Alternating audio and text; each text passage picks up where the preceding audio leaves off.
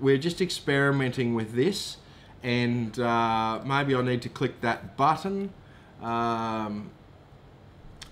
No, it's not on YouTube. Okay, so I believe I might have gone live now. So thank you very much for that, guys, if you can let me know that that's happening. So I've got your comments on YouTube, I've got your comments on Facebook, and I'm running this whole debacle on this screen here. So welcome everyone. So, okay, so tonight's show is, it's actually brought to you by Blue Dog Prospecting tonight. So they're a relatively new YouTube channel, but they've decided to support the show. They've donated a few bits and pieces. We've got a couple of bags of pay dirt tonight, a couple of $25 bags of pay dirt, so they'll go out separately. We've also got the mini Sliuce, which is in black. Maybe if I hold it up there, you can see it. Yeah, it's the same colour as my wall, but it's that size there Sliuce. It's just a little mini Sliuce. I should have bought a different colour with me to demo it.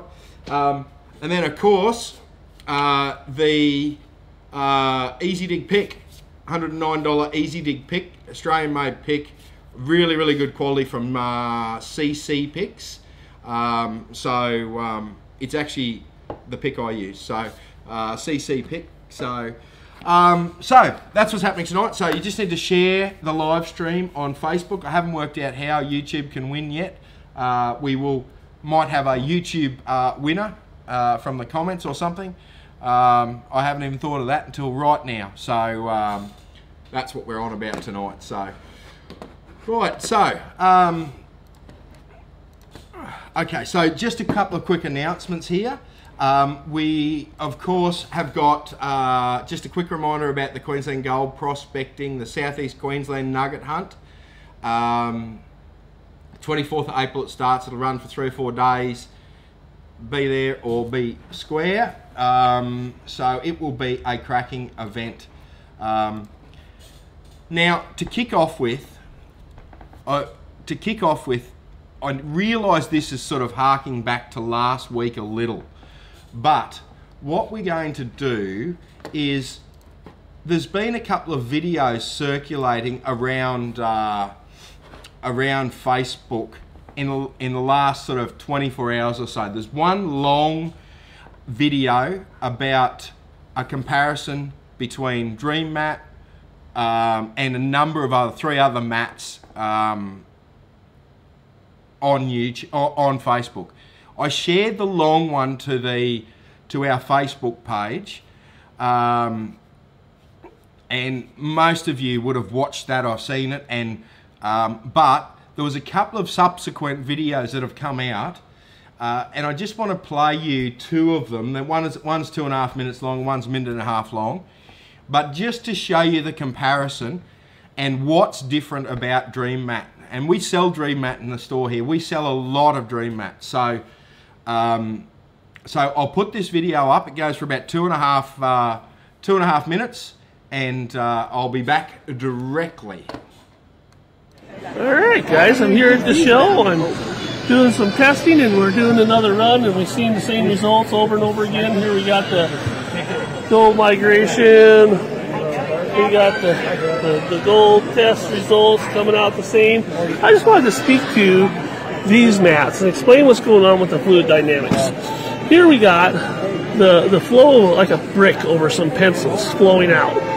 And these got secondary boundary layer, which is a thin layer of fluid that protects this gold as the larger, faster fluid is rushing over like a brick. So the pencil, or the paintbrush, is the pencil that is rolling across the surface of this mat. And it makes these nice little tight vortices and keeps that stuff pinned down as the faster water flows out. But what you're seeing is, which way is the pencil going? Which way do the vortices form? They flow in that direction out of the box, and so does the brick. And this one here does a little bit different, where it has a deeper groove, so the vortexes form in these chambers here. But of course, you know, let's spin the brush. We're still going to be churning in this clockwise or counterclockwise direction. So it is going and pumping out of here. So this is actually loses the most, because This protects it because it's a slick plate, and then as it fills in these grooves here, we drop out more because it pumps it out, and we actually lose the most in that guy. These ones, that secondary boundary layer kind of pins them down. So what we're seeing here with the Dream Mat is every time it flows, gold goes up and gets trapped in, up and gets trapped in. So we're moving gold upstream as the flow goes down. So we're breaking the back of migration. We're like snapping that pencil in half, standing it on end, twisting it, and going up in there like a hydrocyclone. So that's what causes the gold not to migrate, because it can't roll out like a pencil. It has to, the pencil gets broken in half, snapped up, spun, and goes upstream and gets hid in the black bed of sand. So that's why the fluid dynamics are so radically opposite of what all these traditional mats that have every profile, whether it's high or low, in a what we'd call a perpendicular to flow or a horizontal way. And then this is more of a vertical axis mat. So that's why you're seeing such drastic results difference from the traditional flows to a new concept of spinning it up on top. So anyways, I figured I'd just give that little scientific spiel for you guys who are watching the show online, and just let you know that's why we're seeing those results. So give you some noodling to think about. All right, thank you. Okay, so I should have explained that a little bit more, I think. So those mats were loaded with identical bits of gold, or as identical as you can possibly think, and that's the end result, what was in those test tubes. I won't play you the second video because it's just the results. It may explain it a little bit more clearly, but that's the advantage of having technology on your side, and it's particularly important with gold prospecting sort of thing, to get the latest technology and have it all working towards you sort of thing. I will play this other one. It is a bit of a duplicate, but it's only a minute long. It only just shows the results and exactly what's come off each mat, what you've lost on each mat. So I'll just rock that one up. It's only a minute long, but the previous video was really explaining how Dream Mat works, how a lot of virtually all the other mats work in this motion, where Dream Mat works in this motion. So I'll put this other one on here because it is a really, really stark contrast. So I'll throw him up now. So here's the gold test, and you can see the gold on the caulking seam, which is the fine gold trying to get up over the weir. We have a weir. You see how it's set up. It can go back and over. And you see this fine gold. So this is, of course, the first lane, second lane. And you see the fine gold. This is the beach mat gold, the beach sand gold, and the Alberta fine gold and the Libby Creek fine gold. You can see it even on this crack right here. You see it even on the surface of the glass. You can see, and here's the third run. So, oh, did I say coarse? Sorry. And then see, we got look at it all in this one. This one really lost a lot of the fine gold. So, and then we come over to the Dream Mat side. Now there actually was a little gold in this cell from when we flushed it through, but you can hardly see it now. So, anyways, there's the fine gold losses. So not only do we have the large gold losses, got a drip here, and then you can see, but we got the fine gold losses, just so you guys can see what's happening there. All right, there's the test. And you saw me move my finger through there, knock some out to help out. I did there. That was probably already moved down. I didn't even have to. Anyways, just some fun stuff. I figured I'd just show that too. Okay guys, sorry if that was a bit of a duplicate, but that they're some of the leading mats in the US, I believe. So that just gives you a really good idea of what Dream Mat can do. Okay, I'll stop banging on about Dream Mat. That was last week's show when we talked about sluicing and what have you. So tonight we're going to really do, we're going to go through detecting. It's going to be a pretty full show, but so we are definitely simulcast. We've run it for 10 minutes now. We're definitely simulcast on YouTube. So from next week on, you'll be able to watch this either on YouTube or on Facebook. Make sure you subscribe to the YouTube channel though. I know everyone's sort of on the Facebook page, but make sure you subscribe to the YouTube channel if you're switching over. I had some advice from someone through the week for people complaining that they don't get reminders. You need to turn on the notifications for the Gold Diggers page to get the notifications on, on Facebook, and turn the notifications on YouTube as well. So the other thing that I'm going to do, if you want me to, I'm still working out the details, but if you want to send me your email address or send me your phone number, I'm still working out how to do the group text so I can just text everyone out. But if you want a text or you want an email to remind you about the show, send me your details and I'll work out a way to do it, and I'll just do it as part of my show prep, half an hour before the show or 20 minutes before the show.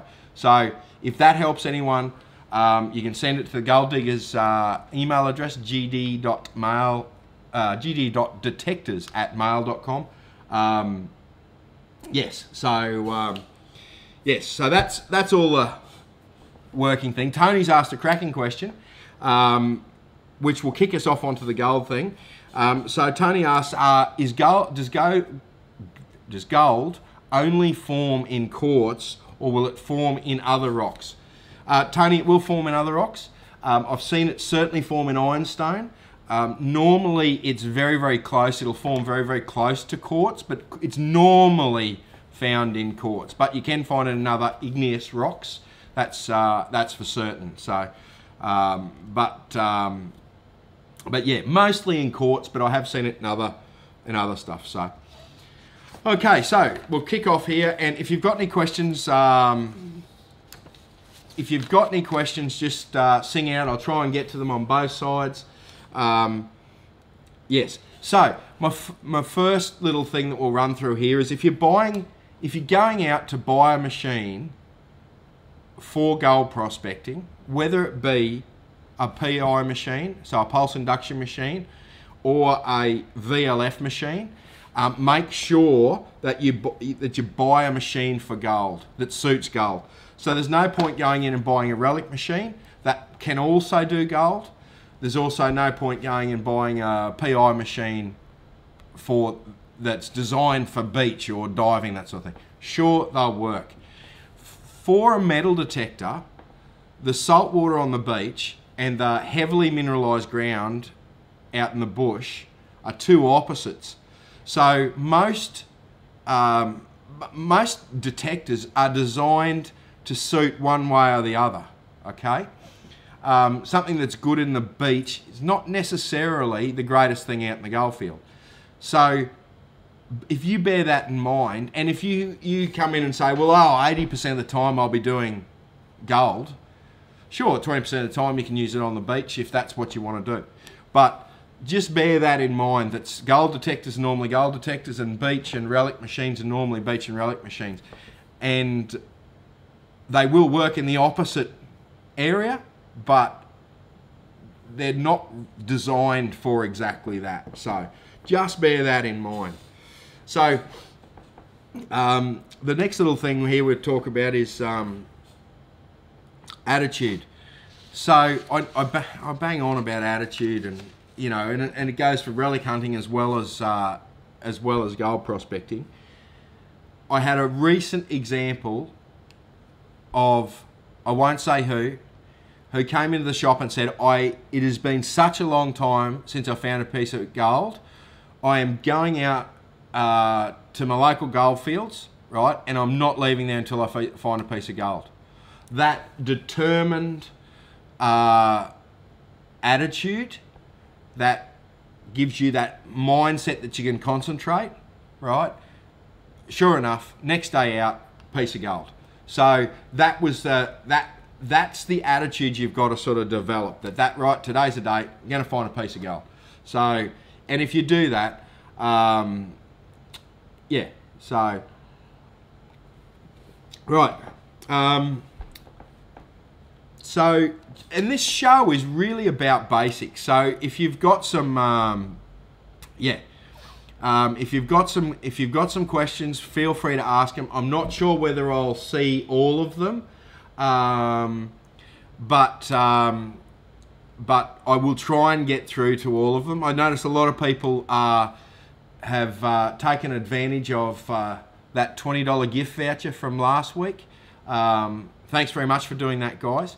That competition is now closed, but thanks very much for doing that. A lot of people, it was a, how would I put this? It was an expensive night. So we gave away, not only did we give away a Detector last week, we also gave away $7,000 worth of $20 vouchers. So lots of people took advantage of that, and thank you for that. So, so yes, question here from James. James asked about the Coiltech coils, the new Coiltech coils. So the new Coiltech coils that have just come out are specifically designed for the SDC. Coiltech do some phenomenal coils for your 4500.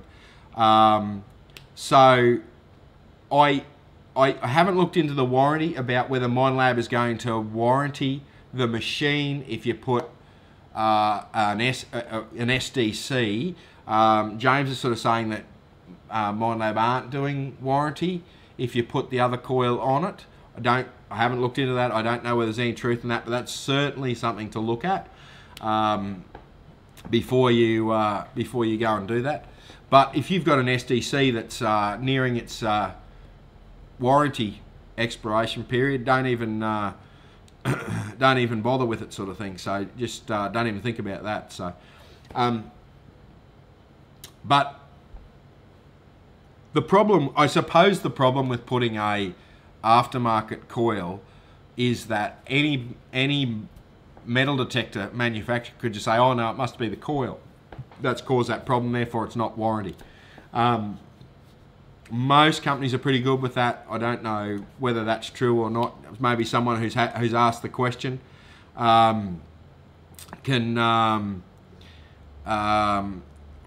maybe someone who's asked the question and looked into it can have a look at it.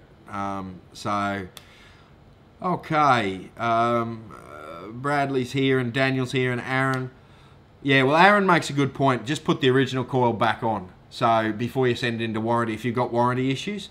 I suspect though with those, I haven't done it myself, but I suspect with those new SDC coils, I'm sure you can put them on, but I'm sure you can put the original coil back on, but I think Minelab would be able to tell you've taken it off. So, okay, so we got Grotty Gold here on over on YouTube, and Gem Q's over there too. G'day guys, how we going? Kevin's there. Crispy's Kiwi Adventures is over there too. So, g'day guys, Mr. Weirdo, Daryl, Peter, how you going? Peter's mentioning that YouTube's a split second behind Facebook. I'm very technically minded, Peter, but I can't fix that for you, I'm afraid, mate. Oh, it's good to see a lot of people saying YouTube's clearer, so maybe a better viewing experience for people on YouTube. Who knows? So I know Facebook sort of limits how much grunt you can put in it. So. Right, Aussie Gold Prospector here says it doesn't affect the warranty. So, yeah, no problems at all. But I would be putting the original coil back on and, you know, seeing if that fixes the problem. Then it isolates whether, you know, if you've got a machine that's playing up, right, quite often people say, oh, it's got a Nell coil on, it's got a Coiltech coil on it, and they don't try the original coils. If you put the original coil back on, it's still playing up, you know it's the machine, not the coil, so leave the original coil on it, send it back for warranty. So, so let's talk a little bit. Thomas asked a question here that can you explain old riverbeds in the side of banks, specifically the process of how layers are separated by the conglomerate on top of the bedrock? Okay, so this is a little bit of geology, but so what you've got, I don't even have a graphic here for it, but what you've got is you've got a layer of bedrock, which is normally a volcanic rock of some description, okay? So basically, the volcano's erupted, right? it's put down a layer of what we call bedrock or hard rock or slate or whatever. So it's put a layer of bedrock down. Then it might have been 1,000 years before there was any other volcanic activity in the area. So what you've got is you've got riverbeds that flow over them, you've got gravel that collects over them, you've got soil that collects over them. Then 1,000 years later, you've got another volcanic eruption. You've got a layer of rock going over the top of it again. So over years you get these layers, and pressure then forms them into a conglomerate. Like a sandstone is a conglomerate pressed together with pressure and heat. So basically that's it. So you got these different layers going up the bank. So David's here from Gippsland, Dale, Brian. So let's talk about coils. Was it Brian? Brian asked a question about, are bigger coils better than smaller coils, or does it depend on the ground and what size nugget you're looking for? So, yes, and no. So when I think about coils, if you're using a VLF machine, right, which tend to be the cheaper machines, you probably want to put a small coil on it, or normally the gold machines come with a small coil. So you've got a small coil on it. Why would you put a small coil on it? Simply because VLF machines, their downside is they don't go anywhere near as deep as what a pulse induction machine is.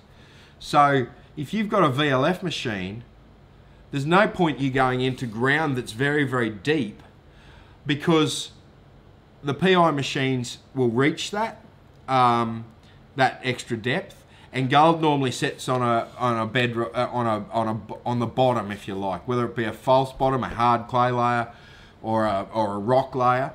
Gold will be sitting on the bedrock, okay, or the rock bottom. So with a VLF machine, because you're not getting as much depth, you really are looking for shallow ground where the rocks are coming out, like the bedrock's coming out. But then when you put a small coil on, you get small. You can hear the smaller pieces of gold much better. If you put a big coil on a VLF machine, two things are going to happen. You're going to miss the small pieces of gold, and you're also going to hear a lot of ground noise, because all VLF machines are quite noisy. So the bigger the coil on, the more ground you've got underneath the coil, the noisier the machine becomes, because the machine's trying to deal with more ground. So if you put a small coil on, you can quieten the machine down. You're listening for those little faint targets. That's it. Now a PI machine, by nature they go deeper. By nature they're quieter in the bush. Like they're quieter on that heavily mineralised ground. They're not chattery like a VLF machine is. And if your PI machine's running chattery, it's not being run right. So naturally a PI machine can handle a bigger coil. So, and most people are running 11-inch coils, 14-inch coils, around that sort of mark, that average. Like that's a fairly big coil as far as coils go. So, yeah. So Ryan's also mentioned that YouTube's a bit behind Facebook. So, guys, I don't want to tell you the obvious, but the idea, you know, I think the solution would be to pick one. Then you won't have that issue. So thanks, guys. So yeah. So I would be wanting a 9, 11, 14-inch coil on a PI machine. That's what I would be running. And yeah, that's normally what you run, and therefore you're getting more depth, right? Happy days. So that's sort of that coil question. Which I had down here to get to, sort of thing. So, right, I'm only about 130 comments behind on Facebook. I think I'm sort of a bit up to date on YouTube. David's on YouTube there. So, yeah, so lots and lots of people there. Andrew there. Yeah,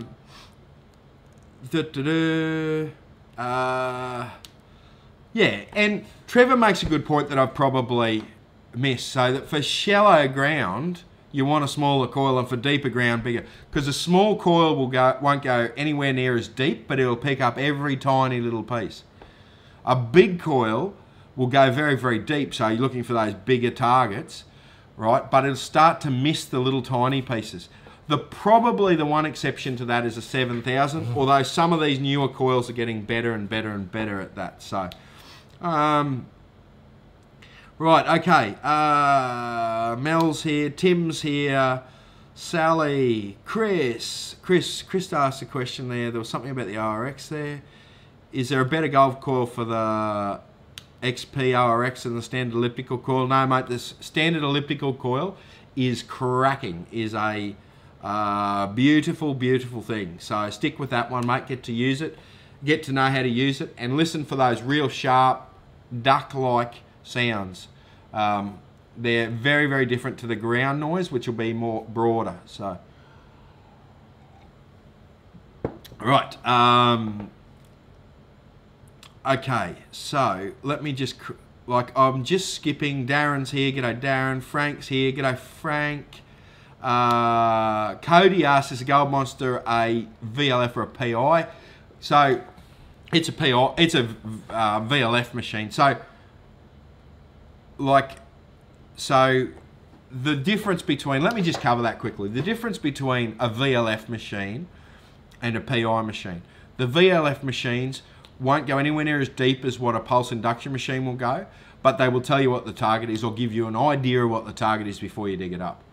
So the advantage of where I would be using a VLF machine in the gold fields is in really, really trashy areas where the PI machines can't get into, so boot nails, old bits of tin, you know, the standard camp rubbish that's left from 100 years ago. And then snicking in around those creeks where there's rock boulders and the bigger coils can't get in.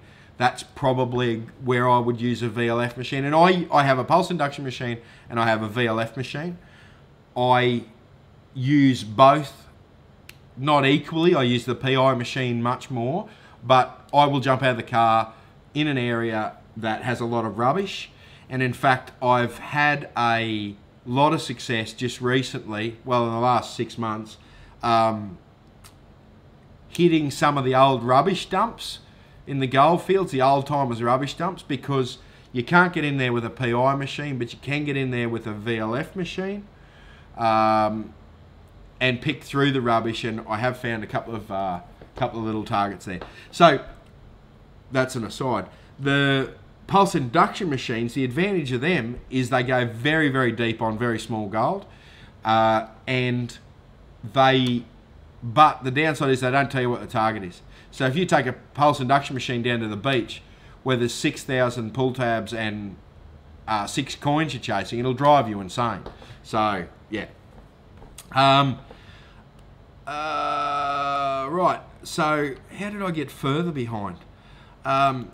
These comments just keep on rolling. So, just guys, I'm getting a lot of questions about machines. Okay, so just a bit of an announcement about next week's show. No one really does this, and I'm a bit nervous about doing it myself. But next week's show, I'm going to do a show on what machine would I buy. Okay. I'm going to put myself, I'm not going to say buy this, don't buy that. I'm going to narrow it down to 2 or 3, right, that I would put in the ballpark, and that if you bought any of those 2 or 3, right, you're not going to go wrong, okay? So no one does this. Everyone bags a brand and does this and does that. So it's going to be a real mixed bag of brands. I'm not really that brand specific. I own most brands, so I'm really gonna, it's something that no one wants to do. No one wants to talk about what would you buy. So I'm just gonna do it. And the downside, why no one does it, is because the moment I do it, right, the Facebook feed is just going to fill up with people calling me a lunatic and not nice names. So if you're going to call me a lunatic, I'm going to ban you. You're gone. So if you're going to get stuck into me, you're gone. So, but I'm gonna put it online. I'm gonna tell you what I'd buy. So there you go. So that's next week's show. So okay, we've got to get onto this. We haven't even covered a quarter of this. It's already 8 o'clock. So for those that have joined us late, Ben from Gold Diggers, let me put that little graphic up. Look, I can get all flash and throw a graphic on the screen. Tonight's prizes is we've got 2 bags of pay dirt. Actually, I should throw this graphic on the screen because tonight's show is brought to you by Blue Dog Prospecting on YouTube. It's just a new channel. Great picture of the dog there. And it's a bit of a family channel. It's about him taking his kids out and what have you. So Blake's a good guy. He's always on the show. So a couple of bags of pay dirt to go out. $25 bags of pay dirt. We've got the mini Sliuce, which doesn't show up on the screen. So it's a little tiny. I picked up a green one, which it doesn't work with my green screen. But anyway, trust me, there is a little Sliuce there. And then a CC pick. Someone was asking earlier what size it is. They call it the small, but it's, you know, it's, what would that be, 600 long. It's actually the pick. Well, it's not actually the pick. It's the same size pick as what I use. So fantastic supplies from Blue Dog, Blake. Thank you very much for that. So congratulations. You know, someone's going to win that. We're going to have 4 prize draws tonight. So to win, you've got to share. Yeah, so fantastic. Thanks very much, Blake, for that. So, right. Andrew's laughing at me on Facebook here, saying I've keyed out the Sliuce. I have. Yes, everyone loves that. So everything's green and green screens, and you know, you try and pick blue, and then blue doesn't work. And anyway, we'll get over it. I don't think anyone particularly cares. So, right. Where is Blue Dog from? Blue Dog's, I think he's in Victoria. So he does a lot of videos in Victoria. So, but yeah, make sure you get on and support these guys that are starting off a YouTube channel. And, you know, if you don't like them, you know, can them. So, you know, just like if you don't like me, can me, you know. Plenty do. So, happy days. Right, let's get back into this. So, we're going to talk about some basic techniques, right? And this is about helping beginners and, you know, experienced blokes will pick up something too. So, ground balance your machine much, much more than you think you need to, right? I'll guarantee to you, when you start walking around with some of these machines that actually show you what your ground balance is on the screen, there's a number on the screen that shows you exactly what the ground balance is and what the ground is showing, right? When you start looking at that, you realise how often you need to ground balance your machine.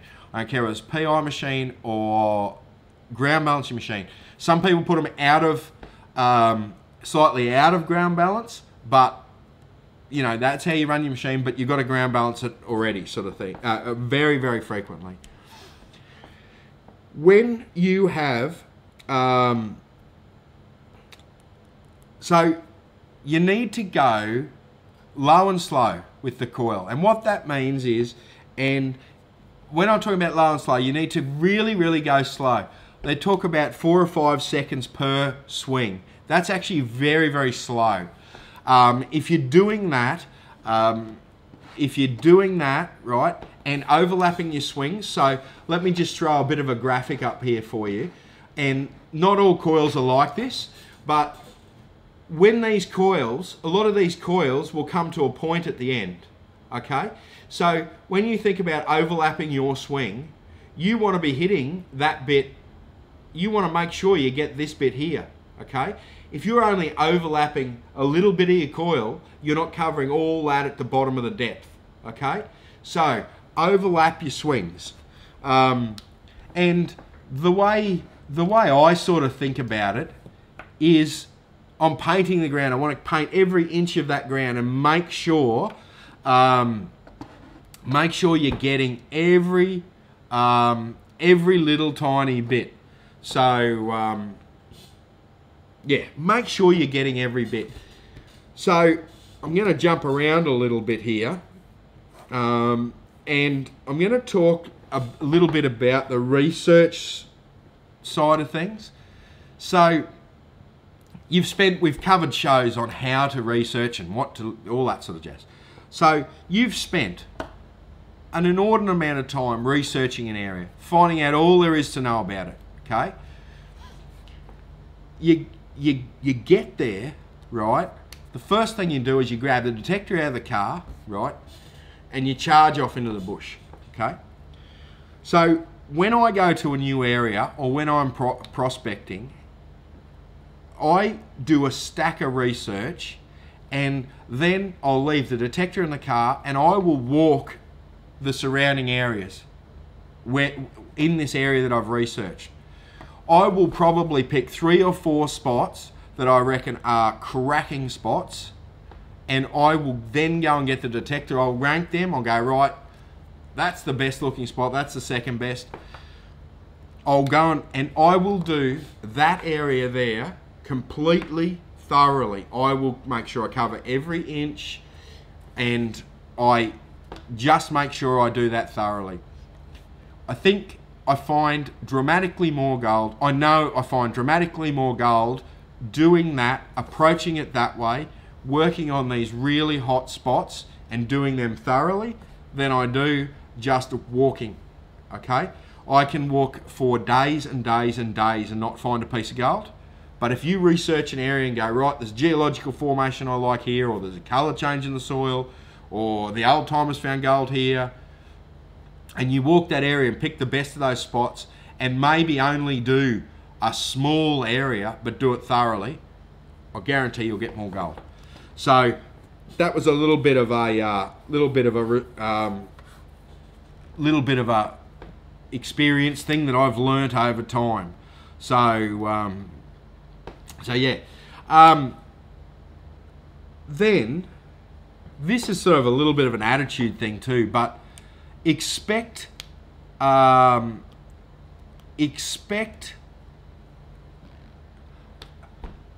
you're detecting, expect a nugget on each swing, okay? And what that does is it puts your concentration levels right where they need to be. You need to be concentrating. Most people can only do half an hour at the tops before they need to pull up and have a break, particularly if it's hot or there's something going on, okay? So just really concentrate, and it takes practice to go and do 2 hours or 3 hours. So you need to really concentrate.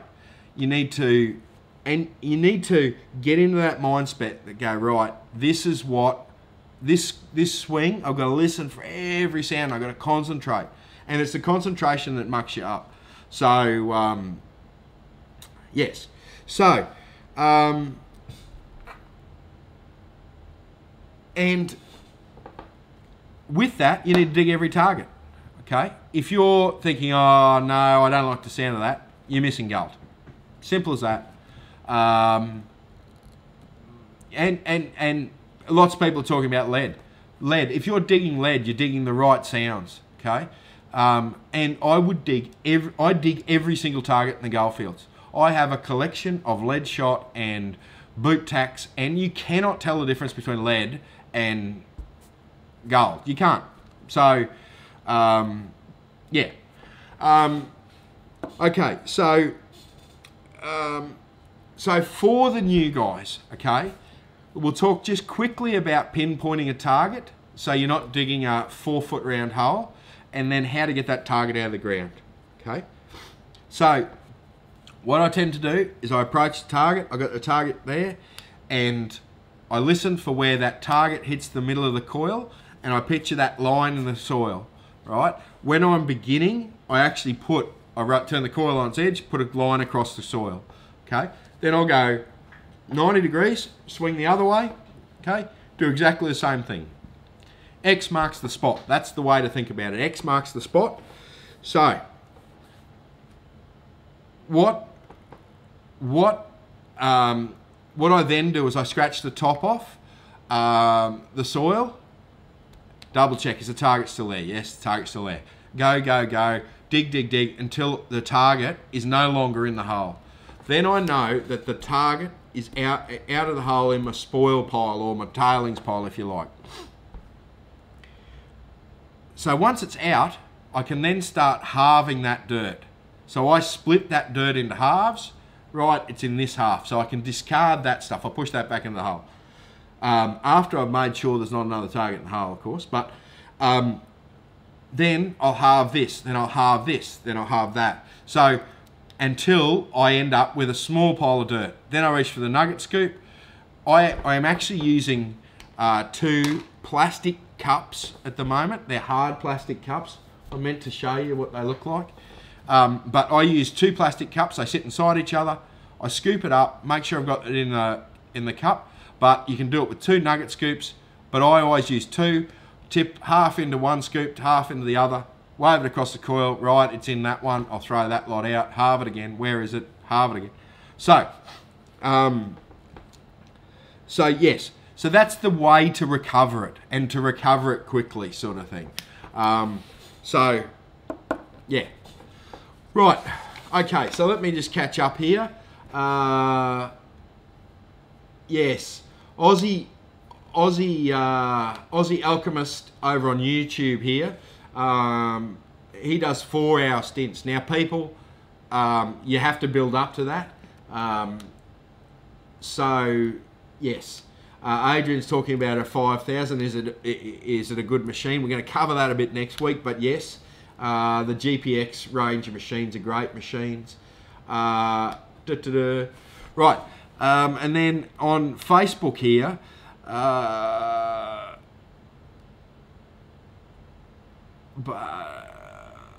yeah, Glenn, you've just got to keep going. Glenn talks about here that every time I go out and I dig and I go low and slow, someone's beating you to the goal, mate. Well, yes, we all have stints like that. Think outside the box would be my advice. Look at that ground you're getting, where the old timers have dug, right? And then if you can get onto the ground, look sort of 1 kilometre away or 2 kilometres away for similar sort of ground conditions. And if you think outside that box, quite often you'll pick up a little bit of a patch where no one else has thought of, because you're using the geology, you're using a similar sort of, you know, the ground conditions that produce gold might be 1 kilometre away and might be fantastic. You know, I know of one little patch that has happened like that, and it was a decent patch, you know, in the ounces. So, and I've done it before with little pieces, sort of thing. So, yeah. Okay, so as part of this recovery technique, someone there asked me about a pinpointer. A pinpointer tends not to be used in the gold fields. They tend to play up in that heavily mineralised ground to start with. And on tiny pieces of gold, it's much quicker to go half, half, half, you know, to halve the, lots of halves there, but to halve the dirt up in the nugget scoots rather than to muck around with a pinpointer. So that would be my advice. There's not many gold prospectors that use a pinpointer. So, right.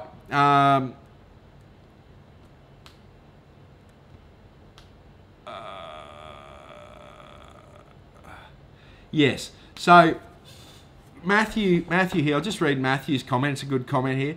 Hey Ben, I see far too often people not checking the dirt properly when they have noticed the targets out of the hole. I notice that people will pour the dirt into their hands, and if there's a target in the spoon, they will toss the dirt in their hand and not check it first.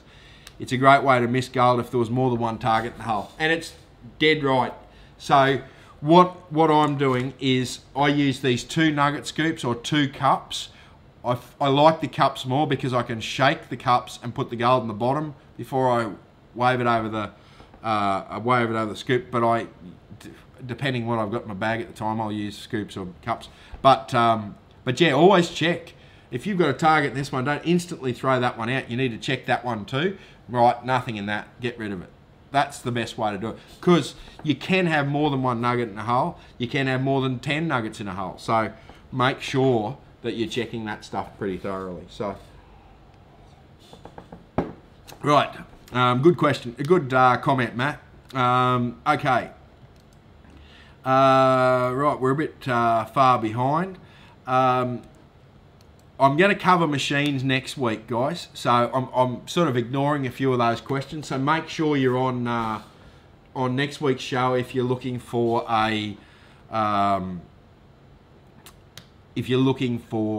some advice on what detector to buy. And yeah, if you carve me up, you're gone.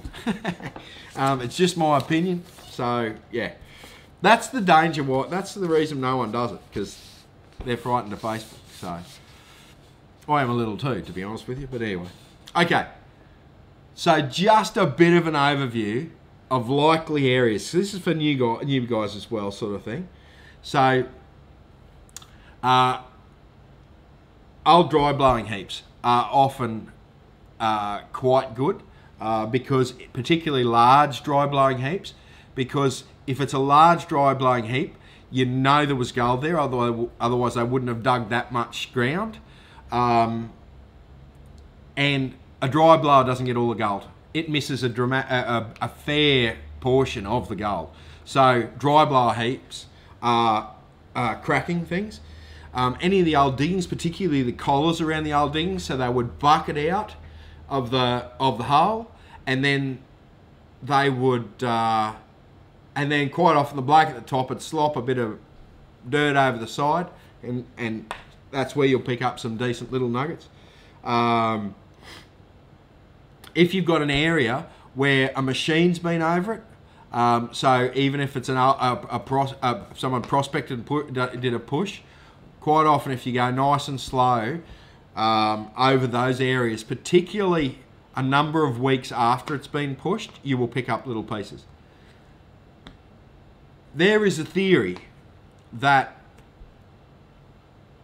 and unproven, I've asked technical people and I don't see how it happens, but I've had a couple of professional miners who push and detect tell me that if they push with a dozer or a excavator or what have you, and then they detect that ground, they pick up the nuggets, then if they leave that ground and they've cleaned it out completely, 100% cleaned it out, gone over it with different machines, different coils, the whole works and jerks, they'll come back 4 weeks later and pick up gold, right? And what they claim is the ground becomes energized with the dozer going over it. For me, that seems like a bit of mumbo jumbo to me. I don't know the technicalities of it, but they seem to pick up gold 3, 4, 5 weeks later. So it's quite often a good thing, even if someone's detected it, if there's been a recent push, to go over that push again. Yes, so so the next little spot is any of those little digs, little pushes into the side of the banks that the old timers have done. Old riverbeds, of course, the ancient riverbeds, quite often, a lot in WA and, yeah, well, everywhere, you're actually looking for those ancient riverbeds. They'll have more in them, particularly in heavily populated gold fields, that these old ancient riverbeds will tend to have more gold in them than, yeah. So I've already talked about old camps. If you've got a VLF machine, it's a fantastic way to get a little bit of gold. Yeah, so like there's just a little short little snippet of spots you can look for. But I think the best advice is that, particularly in really heavily trafficked areas, if you see an area that you know's got gold in it, there's been tons of mines, there's tons of detectors tons of detector holes, right, and you're not getting a piece of gold, right, try the less trafficked area a kilometre away, or try try that less trafficked area where the ground looks very, very similar to where you know people have found gold. So, right. So, where are we going for time-wise? We only got 10 minutes or so. Let me just do these prizes again. The disappearing Sliuce. It actually makes me disappear. So the little mini Sliuce giveaway. You've only got about 10 minutes to share to win these prizes. Easy dig small pick. When I say small, it's about 600 long. It's actually quite a wide pick, which is fantastic. And a couple of bags of pay dirt, all proudly sponsored by, where's my little graphic here? Blue Dog Prospecting. So thanks very much for Blue Dog Prospecting. Have a look at these guys, and yeah, get on it. And yeah, so thanks very much for that. Now, so I'll just get this last couple of bits here covered. So you found a piece of gold. What next? Okay.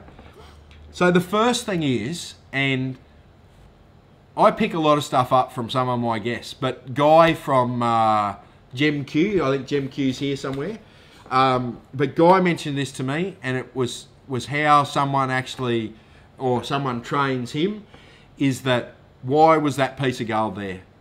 Every piece of gold you find, you should be asking yourself that question. So why was that piece there? What caused it to be there? And so you need to understand what's going on as much as you possibly can, why that bit of gold's there. So you've got that bit of gold, you're trying to think about what's happening there. So really, you need to clear the sticks and the leaves off an area.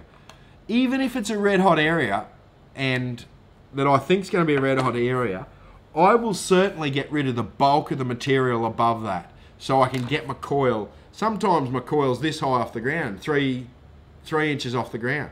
If that's the case, and I think it's a really good area, I will actually clear a bit of that ground, and I will have a good look at it, because I get that much more depth. I get 3 inches more depth. So if you clear the stick and the leaf off, particularly in some of these areas here in Queensland, you'll get much more depth, therefore you'll get much more gold. So you need to be hitting that area with different coils, different machines, different angles, and what I mean by that is you need to throw everything at it. Everything in your arsenal at it. VLF machines, if you found a piece with a PI machine, and you found all of a sudden there's 3 or 4 pieces of power, you've done as much as you possibly can with a pulse induction machine, okay? Coils, different angles, everything like that. I guarantee to you, if there's little gold there, pick up a little VLF machine, right? Hit it with the VLF machine, you'll pick up another couple of targets, right? And that's just because the machines operate differently. So, so different machines, different coils, different angles, different technologies will all produce gold. Okay. So then I've got a master GPS file that is actually on my computer, and I will then map every nugget that I've ever found on that map. That map's also got all the old diggings on it that I know of. My nuggets are in different colours, right? So I can start to see if there's a little run of gold. Sometimes with the GPS accuracy, it's not that accurate and it's hard to pick up these little runs. But over a period of time in an area, you will get a bit of a run. So, and you can start seeing patterns in it. So that's the important thing. Where you can start seeing patterns in the whole thing. So,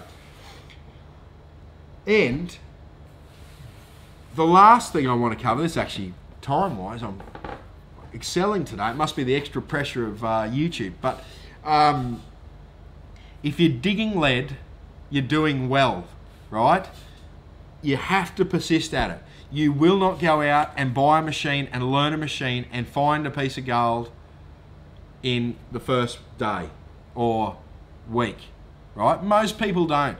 If you do, you're lucky, go and buy a lotto ticket, right? But you've got to persist with it. You've got to keep going until you understand what's going on. Think of it as a challenge. Yes, absolutely. You've got to persist. You've got to keep going. So, let me just fire up the randomizer to get these. We'll get these prizes starting to be happening. So, thanks very much for everyone that's joined me on YouTube as well as Facebook tonight. So, every week from now on, it will be on both YouTube and Facebook. People are reporting they're getting better results, better viewing. It's clearer on YouTube. That may be a result of something I've done that I didn't know. Rebecca says here that she loves the show being on YouTube, so she can, what can she do? Mirror it to my TV and watch it on the big screen. Sensational. For those of you that don't have a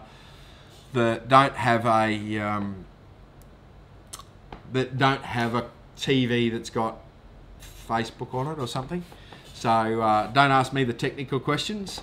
So anyway, Chris is asking for a copy of my file. I don't, yeah, no, sorry Chris. I'll send you the file. I'm more than happy to get people the file with the GPS locations on. If you call in the shop, that's what we normally do for people. So, we'll start looking at this randomizer, get it going.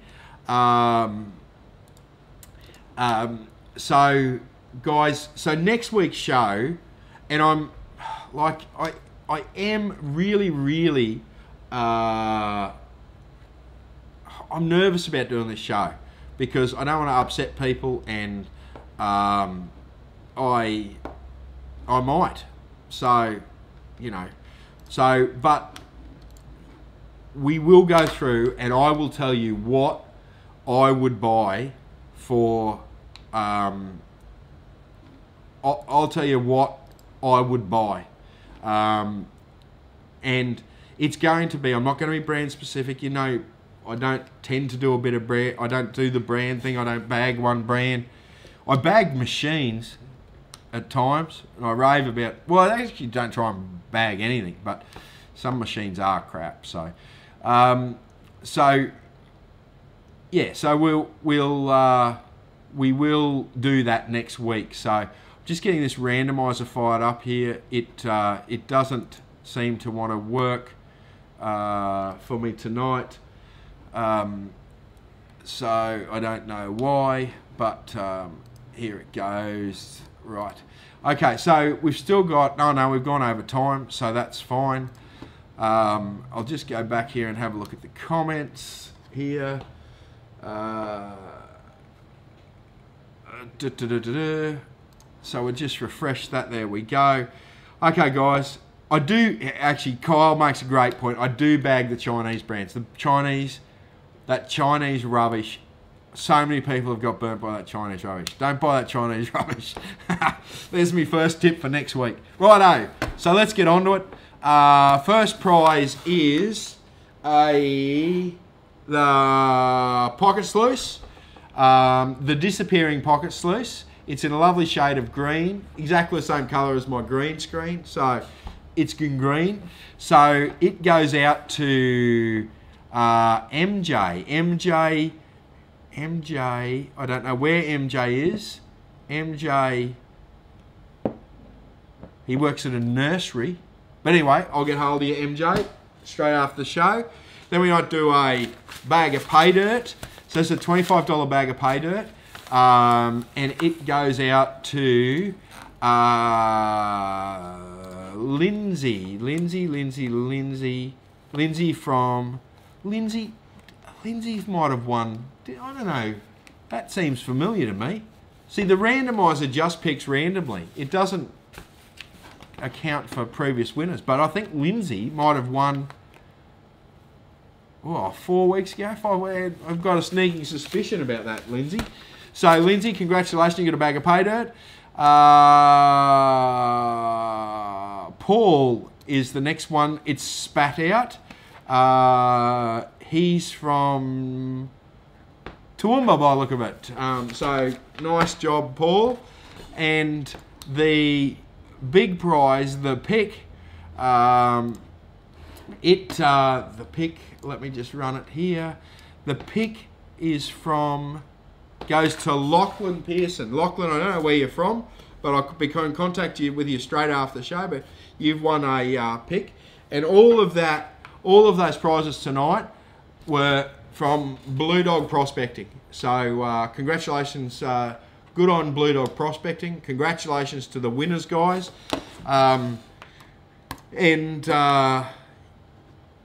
Yes, so, and guys, give YouTube a try. It may be better, it may be worse, I don't know, but we're trying to work this out so that we get a bit better viewing performance. Anyway, guys, so stay tuned for next week. It's the show I am most nervous about doing, so, and I will tell you what I would buy, which, yeah, I don't know whether this is a good thing or not. But anyway, stay tuned next week for me to get carved up by everyone that disagrees with my opinions on machines.